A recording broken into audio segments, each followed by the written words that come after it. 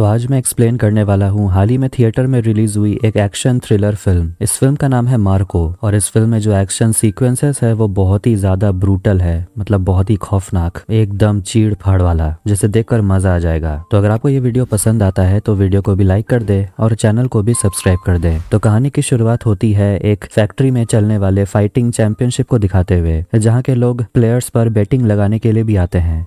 वहाँ हम दो दोस्तों को देखते हैं, वसीम और विक्टर। विक्टर अंधा होता है लेकिन वो अपने दोस्त को स्मेल करके पहचान लेता है कि वो भी यहाँ पर आया है बैटिंग के लिए। खैर, वो सभी लोग अपने अपने पसंद के प्लेयर्स पर बैटिंग लगाते हैं और इसके बाद जब वो लोग वहां से निकलते हैं तो वसीम को उसके भैया तारिक कॉल करते हैं और वसीम को समझाते हैं कि दोनों साथ मिलकर टोनी के साथ फार्मेसी वाला बिजनेस करेंगे और लाइसेंस वसीम और तारिक के नाम पर था। इसलिए वसीम कहता है कि फार्मेसी के नाम पर मैं इलीगल बिजनेस आप लोगों के साथ नहीं करूंगा, मैं आप लोगों का साथ नहीं देने वाला। विक्टर पूछता है कि आखिर प्रॉब्लम क्या है, तो वसीम बताने लगता है कि पैसों की प्रॉब्लम है, तो भैया ने ड्रग कार्टेल से हाथ मिला लिया और वो लोग मेरे लाइसेंस का इस्तेमाल करके माल यहाँ मंगवाना चाहते हैं। अगर ये सब में मैं फंस गया तब क्या होगा। लेकिन तभी वहाँ पर कुछ लोग आते हैं और देखते हैं कि वो तो टोनी का बेटा रसल था जो वसीम को मार कर चला जाता है। अब ये सब से विक्टर बहुत ज्यादा रोने लगता है क्योंकि वसीम उसका जिगरी दोस्त था। अगले दिन वो पुलिस को सब कुछ बता देता है जो वसीम को मारने के लिए आया था। उसने कैसा परफ्यूम लगाया था, उसके फुटस्टेप्स ऐसे लग रहे थे जैसे उसे कोई डर ही नहीं है। मर्डर करना तो उसका हर दिन का काम हो और वो डिफेंडर गाड़ी से आया था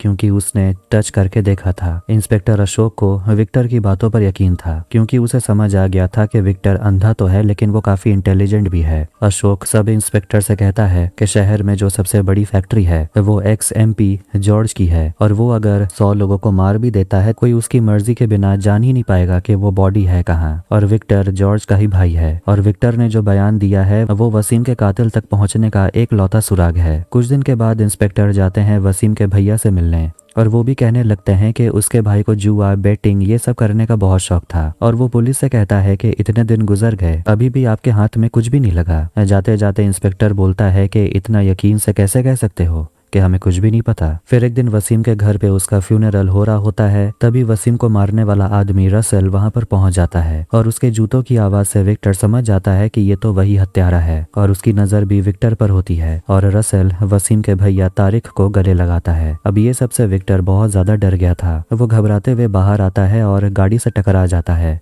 देखता है ये गाड़ी तो डिफेंडर था। रसल विक्टर को घूरे ही जा रहा था। विक्टर वहां से निकलता है और अपनी गर्लफ्रेंड ईशा को कॉल करता है। उसे कहता है कि मैं वसीम के घर पे हूँ, जल्दी आकर मुझसे मिलो। तभी वहां पर रसल विक्टर को किडनैप करके ले जाता है। इसके बाद टोनी केमिकल्स नाम के वेयरहाउस में हम रसल को देखते हैं जिसने विक्टर को किडनैप किया था और वो विक्टर को बताने लगता है कि जब तेरा दोस्त मेरे बिजनेस को ठुकराने लगा तो उसके भाई ने, जो कि मेरा पार्टनर है, उसी ने वसीम को रास्ते से हटाने को बोला। और रसल को पता है कि विक्टर बहुत इंटेलिजेंट है और वो रसल के स्मेल को भी समझ चुका है, यहाँ तक कि वो छू कर किसी भी चीज को याद रखता है। विक्टर रसल को धमकाता है कि मैं तुझे बर्बाद कर दूंगा। रसल अपने आदमी को बोलता है वीडियो शूट करने और रसल विक्टर को भी मार डालता है एक केमिकल में डुबाकर, जिससे कि विक्टर का शरीर पूरी तरह से गल जाता है। इसके बाद हम टोनी को देखते हैं जो भी बहुत बड़े गैंगस्टर हैं और रसल के पिता हैं। वो इलीगल धंधा चलाते हैं गोल्ड का और कुछ लोग उसके सोने को चुराने की कोशिश कर रहे थे, इसीलिए टोनी उन लोगों को मार डालता है। इसके बाद वो अपने बेटे को डांटने लगता है कि आखिर वो किस तरह काम कर रहा है। एक अंधे लड़के ने उन्हें ढूंढ निकाला। वो दूसरे लड़के देवराज को समझाता है कि अपने भाई जैसे दोस्त को रास्ता दिखाना तुम्हारा काम है, जिनको मारे हो उनको ढूंढते हुए अगर कोई आ गया तब क्या करोगे। देवराज बोलता है कि हम लोगों ने उन्हें केमिकल में डाल के मारा है,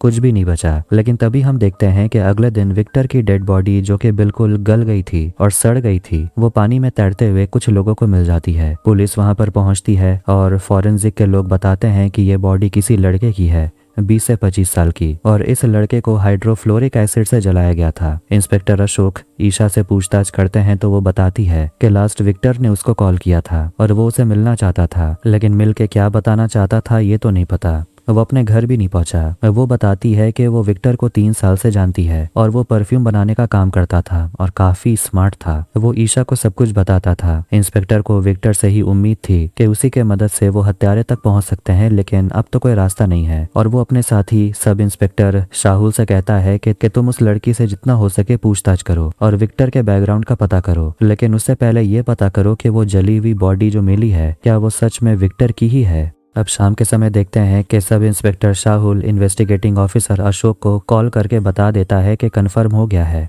बॉडी विक्टर का ही है। इसके बाद सारे ऑफिसर्स मिलकर मीटिंग करते हैं और सीनियर ऑफिसर सभी को जॉर्ज और उसके भाई मार्को के बारे में बताते हैं कि दोनों ही बहुत बड़े क्रिमिनल हैं। मार्को अपने फैमिली को बहुत अहमियत देता है और जॉर्ज कंपनी संभालता है, लेकिन फिलहाल मार्को इटली में है और मार्को जॉर्ज का फॉस्टर भाई है, मगर जॉर्ज और विक्टर सगे भाई हैं। इसके बाद हम गैंगस्टर जॉर्ज को देखते हैं और विक्टर भी उसी का भाई था। घर पर मातम का माहौल था और जॉर्ज भी सोचने लगता है कि आखिर अंतिम संस्कार वो करेंगे किसका, क्योंकि विक्टर के शरीर का तो कुछ बचा ही नहीं। जॉर्ज के लोग उसे बोलते हैं हमें मार्को को बुला लेना चाहिए, मगर जॉर्ज कहता है कि फिलहाल नहीं, पहले विक्टर को दफना लेते हैं उसके बाद। मगर पता चलता है मार्को को विक्टर के डेथ के बारे में पता चल चुका है, जिससे कि जॉर्ज घबराने लगता है क्योंकि अब तूफान आने वाला है। फ्लैशबैक दिखाया जाता है जब कुछ लोग उसके भाई को किडनैप कर लेते हैं और जॉर्ज को फोन करते हैं रैंसम के लिए, कहते हैं कि सोना लेकर अपने भाई को छुड़ा ले जा। जॉर्ज घबराने लगता है और तुरंत अपने भाई विक्टर को ढूंढने लगता है। देखता है कि विक्टर तो आराम से बैठकर गाना सुन रहा था, मतलब कि किडनैपर ने मार्को को किडनैप कर लिया है। जॉर्ज बेफिक्र रहता है क्योंकि किडनैपर को पता नहीं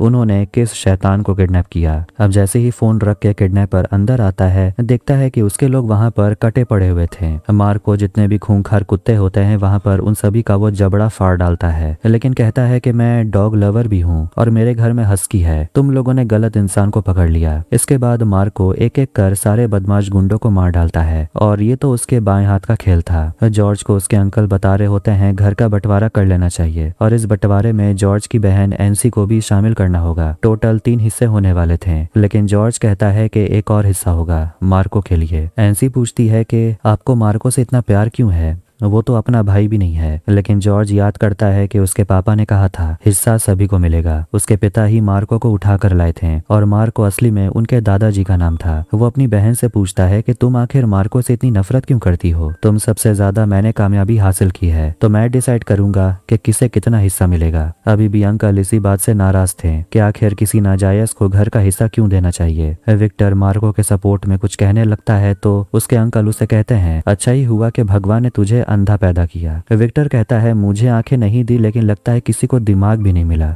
फिर वो मार्को से जाकर मिलता है और वो उसका सिगरेट पीने लगता है और कहने लगता है कि पता है जब मुझे आंखें मिल जाएगी तो मैं किसका चेहरा सबसे पहले देखूंगा। मार्को बोलता है रहने दे, तो किसी और का नाम ले लेगा तो मुझे बुरा लग जाएगा। फिर वहां पर जॉर्ज आ जाता है और मार्को को कहने लगता है सिगरेट फेंकने के लिए और उसे बहुत डांट लगाता है कि तुम विक्टर को भी बिगाड़ दोगे। विक्टर कहता है हाँ, मैं तो सिगरेट के स्मेल को बर्दाश्त भी नहीं कर पाता। खैर अब प्रेजेंट में देखते हैं कि विक्टर के फ्यूनरल में जॉर्ज चर्च में अपने भाई के लिए प्रे कर रहा था और अपने सारे दुश्मनों से कहता है कि जो भी हुआ उसका जवाब हम जरूर देंगे। कि तभी वहां पर मार्को पहुंच जाता है और वो भी बोलने लगता है कि जिसने भी मेरे भाई को मारा है सबको मिटा दूंगा। घर पहुंचकर जॉर्ज मार्को को डांटने लगता है कि चर्च में सबके सामने बदले की बात करने की क्या जरूरत थी, तुम भूल रहे हो कि तुम हो कौन। मेरी माँ ने मुझे विक्टर और एनसी को जन्म दिया था, तुम होते ही कौन हो विक्टर के लिए बदला लेने वाले, क्या तुम्हारा उससे खून का रिश्ता था। मार्को बोलता है कि वो मेरा भाई था, आप चाहे जो भी बोल लो, आप भी मेरे बड़े भाई हो। इसके बाद एक और फ्लैशबैक देखते हैं जहाँ मार्को अपने भाई विक्टर के साथ होता है और विक्टर अपने अंधेपन को लेकर काफी लाचार था। सोचता है कि क्या वो कभी गाड़ी भी चला पाएगा। मार्को अपने भाई को बोलता है गाड़ी चलाने, जिसे चलाकर विक्टर काफी ज्यादा खुश होता है। प्रेजेंट में देखते हैं जॉर्ज अपने बिजनेस पार्टनर के साथ मीटिंग कर रहा था, जिनके साथ वो इलीगल गोल्ड का धंधा करता है और उसके पार्टनर्स कोई और नहीं बल्कि टोनी रसेल यही लोग थे। और वो लोग भी उसे झूठी संवेदना दिखाते हैं कि तुम्हारे भाई के मरने पर बहुत दुख हुआ। और टोनी बोलने लगता है कि हम में से कोई इतना गिरा हुआ तो नहीं है कि एक अंधे लड़के को इतनी बेरहमी से मारे, जरूर कोई बाहर का आदमी है, तुम्हें इसे बुरा सपना समझकर भूल जाना चाहिए। और वो जॉर्ज को अपने बेटे से मिलाता है और कहता है कि अब से मेरा बिजनेस मेरा बेटा संभालेगा। मार्को के आने के बाद टोनी वहां पर बोलता है कि विक्टर के खूनी को पकड़ने के लिए एक कमेटी बनाते हैं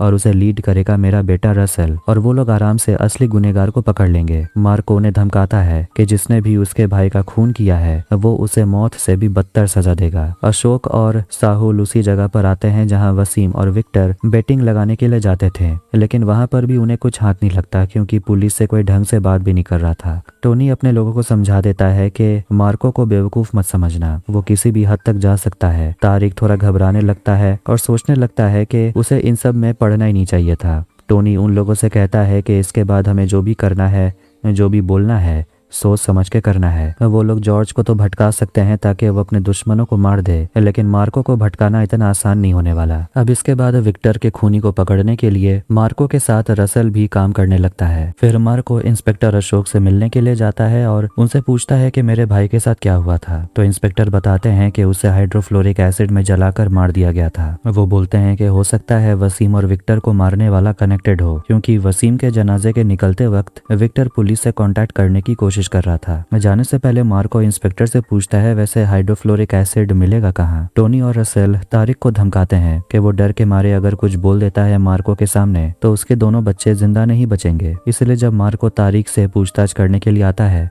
अपने भाई के बारे में, तो तारिक बहुत संभल के बात करता है और मार्को को कुछ भी बताता नहीं। इसके बाद वो पहुंचता है जहां पर इल्लीगल फाइट्स होते हैं, जहां पर बेटिंग भी होती है, और वहीं वसीम और विक्टर अक्सर आया करते थे। और वहां मार्को जाकर कुछ लोगों से फाइट करता है और देखते हैं कि रसल उस जगह को चला रहे लोगों से पहले ही बात कर चुका था। उन्हें वो समझा देता है कि तुम लोगों से मिलने के लिए मार्को जरूर आएगा और तुम्हें उसे बताना होगा कि हार्ड डिस्क ले जाने वाला आदमी को तुम जानते हो। इधर जब मार्को उस लड़के से पूछता है हार्ड डिस्क कहाँ है और उसे ले जाने वाला कौन था, तो वो लड़का झूठ बोलने लगता है कि वो बंदा कोई नॉर्थ का था, उसकी बोली भी अलग थी, लेकिन मैं उसे पहचान लूंगा। रसल राहत की सांस लेता है। फिर अपने पापा के साथ मीटिंग करते हुए वो कहने लगता है कि मार्को को खत्म कर देना चाहिए। टोनी समझाता है कि पहले उनके केरला वाले बिजनेस में अपना कब्जा जमाएंगे। ये बताओ कि कल 3 पोर्ट पर कितना किलो सोना उतरने वाला है। टोनी को बताया जाता है टोटल 120 किलो, जिसमें के 30 किलो सोना जॉर्ज का होने वाला है। टोनी का प्लान है कि जब 120 किलो सोना इलीगल तरीके से यहाँ लाया जाएगा, उसमें से वो 30 किलो कस्टम वाले पकड़ लेंगे, लेकिन बाकी पार्टनर्स को भी यही बताया जाएगा कि उनका 30 किलो चोरी हो गया और इधर टोनी बाकी का 90 किलो अपने पास रख लेगा। इसके अगले ही दिन जॉर्ज को पता चलता है कि उसका सारा सोना एक ही दिन में सब पकड़ा गया, मगर टोनी के लोग उसे समझाते हैं कि हम लोग ऐसा नहीं कर सकते। जॉर्ज को ऐसा लगने लगता है कि सीक्रेट नेटवर्क के बारे में तो सिर्फ हम लोग ही जानते थे।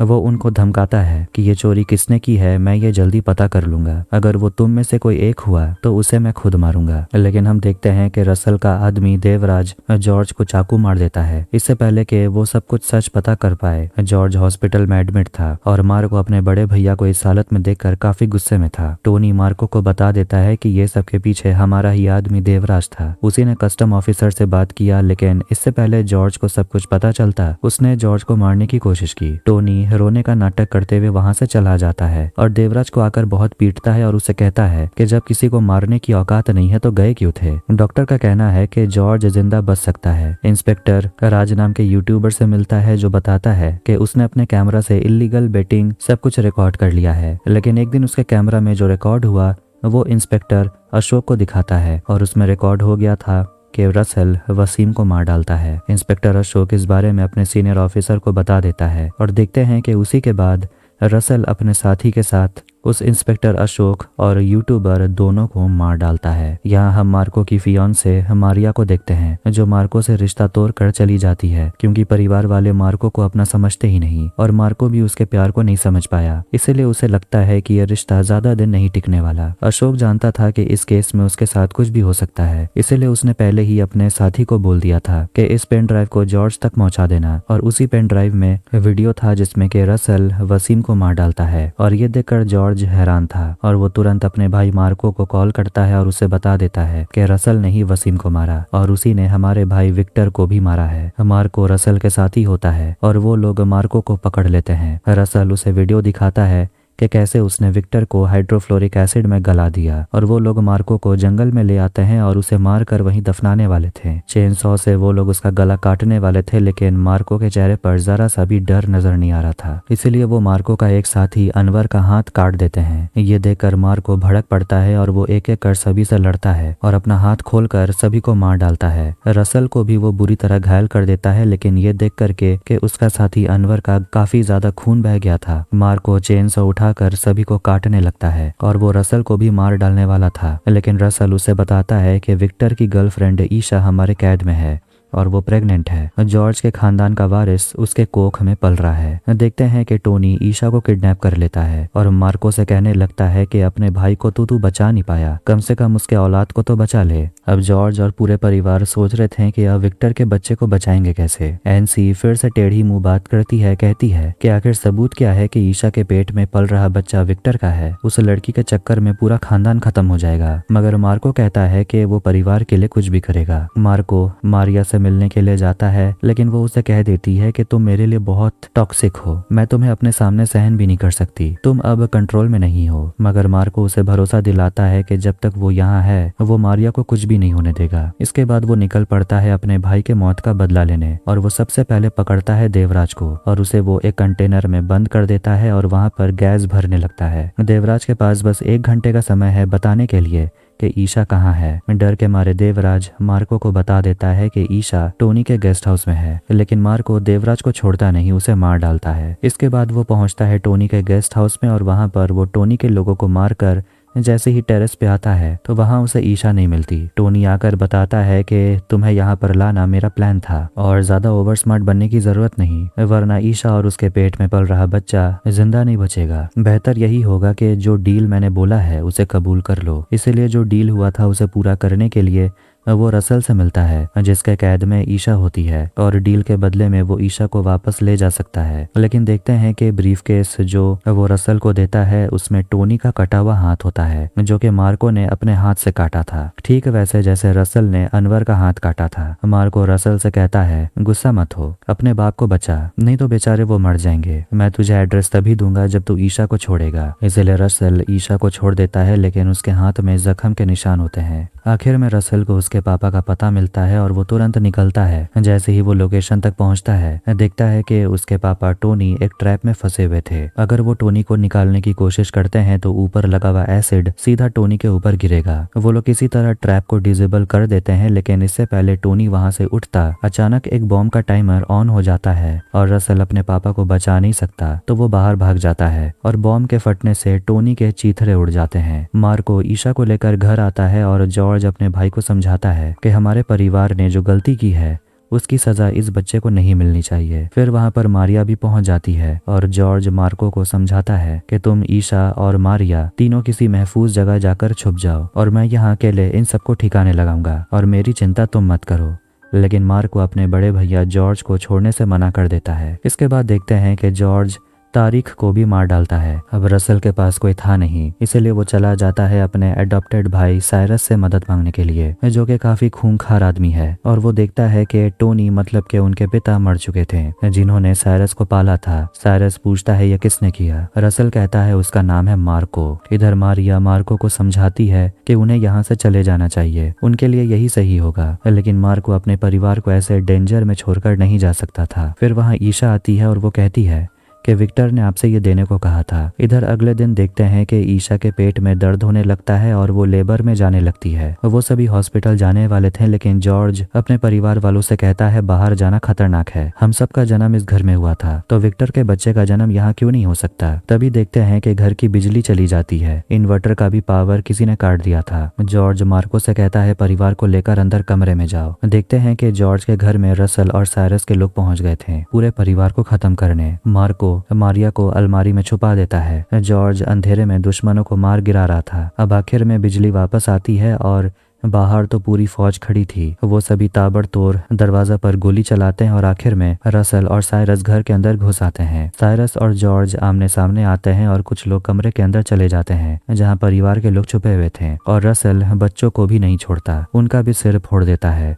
दूसरी तरफ साइरस और मार्को एक दूसरे से लड़ते हैं, लेकिन साइरस मार्को पर भारी पड़ने लगता है। रसल सारे बच्चों को मारने लगता है। साइरस जॉर्ज की पत्नी का होठ 2 तरफ से फाड़ डालता है जिससे कि वो दर्द में चिल्लाने लगती है। मार्को और जॉर्ज बुरी तरह घायल हो गए थे और अपने परिवार को बचाने के लिए वो कुछ भी नहीं कर पा रहे थे। साइरस ऊपर ईशा को चिल्लाते हुए सुन लेता है और क्या होना था, वो उसके कमरे में चला जाता है और दोनों नर्स को मार डालता है और ईशा के पेट में मुक्का मारकर बच्चे को बाहर निकाल लेता है और आखिर में वो ईशा को भी मार डालता है। वो बच्चे को लेकर बाहर आता है। मारिया साइरस का पैर पकड़ लेती है, लेकिन साइरस उसे भी मार डालता है। अब सिर्फ मार्को और जॉर्ज ही जिंदा बचे थे। साइरस मार्को से कहता है कि मैं तुझे भी आराम से मार सकता था, लेकिन ऑब्वियसली वो मार्को को अभी नहीं मारेगा क्योंकि क्लाइमैक्स अभी बाकी था। और साइरस उसे कहता है कि वो मार्को को वो दर्द देना चाहता था जो उसने उनको दिया है, और आखिर में वो उस बच्चे को लेकर वहां से चला जाता है। इसके बाद मार्को तैयार होता है अल्टीमेट शोडाउन के लिए और वो धमाकेदार एंट्री लेता है रसल के फैक्ट्री में। काश यही एटीट्यूड घर पे रहा होता तो अपने परिवार को आंखों के सामने मरते हुए ना देखना पड़ता और फिल्म शायद 15 मिनट पहले खत्म हो जाती। खैर आगे देखते हैं। मार्को वहां पहुंच गया था बच्चे को बचाने के लिए, मगर रसल डायलॉग बाजी करने लगता है कि हम यहाँ तेरे टुकड़े टुकड़े कर देंगे। लेकिन मार्को सारे गुंडों के ऊपर पैर रखते हुए ऊपर चढ़ जाता है जहाँ के साइरस होता है और उसके सीने में चाकू घुसा देता है। लेकिन यही हिम्मत तो उसे बहुत पहले दिखाना चाहिए था। खैर तब नहीं तो अब सही। इसके बाद वो शॉटगन से सभी को गोली मारने लगता है, लेकिन साइरस उसे दिखाता है कि बच्चा एसिड के टैंक के ऊपर ही रखा हुआ था। अब सारे गुंडे मार्को का शर्ट फाड़ देते हैं और मार्को वहां पर एक बहुत बड़ा सा हथियार उठा लेता है जो कि शायद मार्को के लिए वहां रखा हुआ था, और वो उस हथियार से गोली चलाकर सभी को भून देता है। फिर वो बच्चे को बचाने के लिए जाता है और रसल और साइरस मिलकर उस पर हमला करते हैं, मगर आखिर में मार्को रसल को पकड़ लेता है और उसके सीने में हाथ घुसाकर उसका दिल निकाल लेता है, जिससे कि वो वहीं मर जाता है। साइरस बच्चे को उठा लेता है एसिड में फेंकने के लिए, मगर मार्को साइरस का गला काट देता है और बच्चे को ले लेता है। फ्लैशबैक में देखते हैं जब वो अपने भाई विक्टर से कहता है कि जब तेरी आंखों की रोशनी वापस आ जाएगी तो सबसे पहले तू मुझे देखना। अब इस तरह मार्को ने अपने परिवार के मौत का बदला ले लिया था और इसी के साथ फिल्म भी यहीं पर खत्म होती है। इसके बाद एक और पोस्ट क्रेडिट सीन दिखाया जाता है कि कुछ साल के बाद मार्को विक्टर के बेटे के साथ समुद्र किनारे एंजॉय कर रहा था। तभी वहां पर कुछ गाड़ी आती है जिन्हें देखकर वो थोड़ा घबरा गया था कि तभी विक्टर का बेटा भी गायब हो जाता है और इसी के साथ मार्को मूवी यहीं पर एंड होती है। तो कैसा लगा आपको ये वीडियो कमेंट करके जरूर बताएं। वीडियो पसंद आया तो वीडियो को भी लाइक कर दे, चैनल को भी सब्सक्राइब कर दे। मिलते हैं नेक्स्ट वीडियो में। Take care.